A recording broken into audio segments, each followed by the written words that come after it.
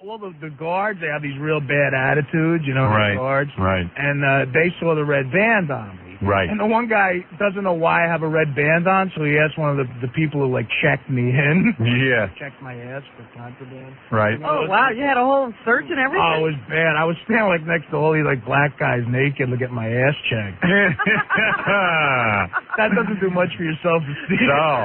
No. So, And they really check you thoroughly, right? Oh, they check you. With a glove. Yeah, they check you with a glove. Wow.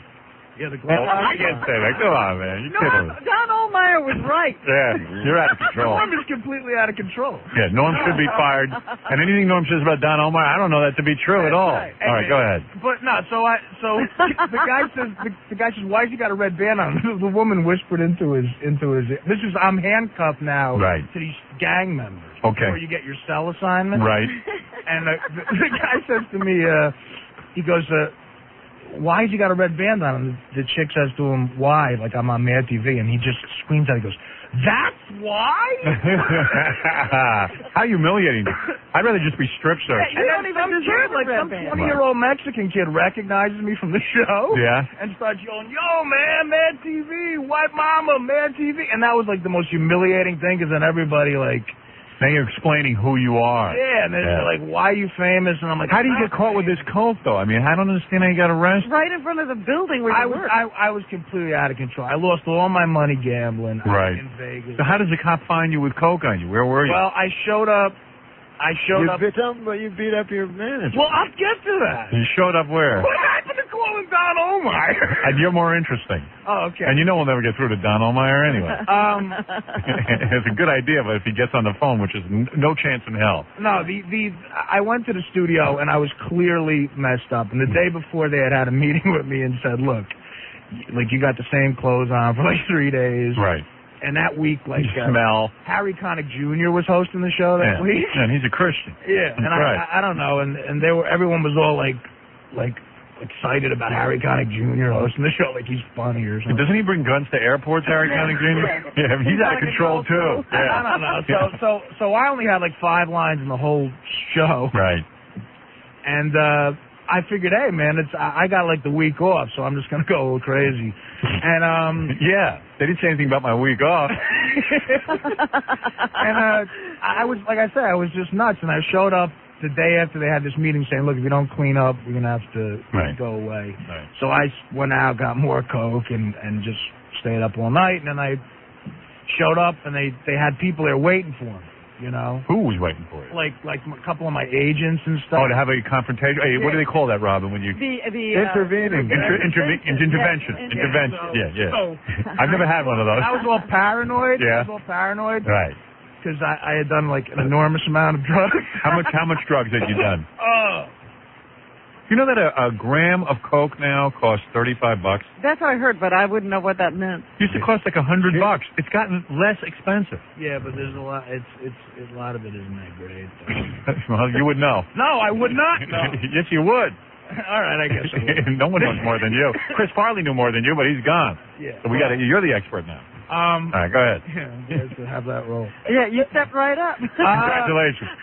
The funny thing is, like, he always pretends, I don't do coke anymore. Right. But then, like, after, because, like, he was like, I didn't do it. But I wanted him to do this movie that I was in, I did this movie.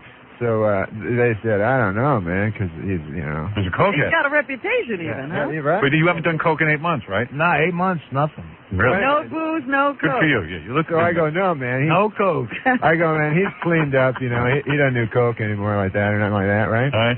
So then that night, like after I hire him, like to be in the movie. Yeah, to celebrate. Yeah, we go shoot pool at this place. Remember that? Yeah, I remember that. So we're shooting pool, right? Right. And then I start noticing, like, because there's a lot of Mexicans around. Right. And so there's that's something I would notice. So there's this one Mexican, and he's like kind of making faces at the Mexican, right? Right. And the Mexican's like they're making these like faces at each other, like. Right. And so he comes over, he's like, take care of me or something like that, Really? all this weird stuff. Complete lies. And then all of a sudden I said, I figured it all out, Right. Yeah, and then he still hires me. Right. He's a good man, man.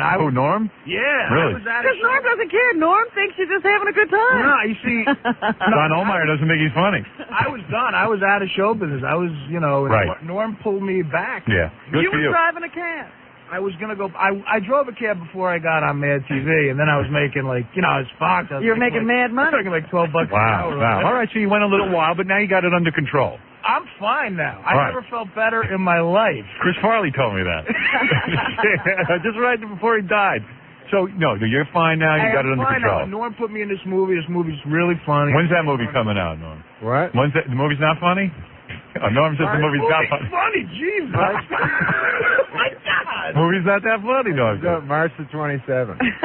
well, Don Ohlmeyer's going to review it.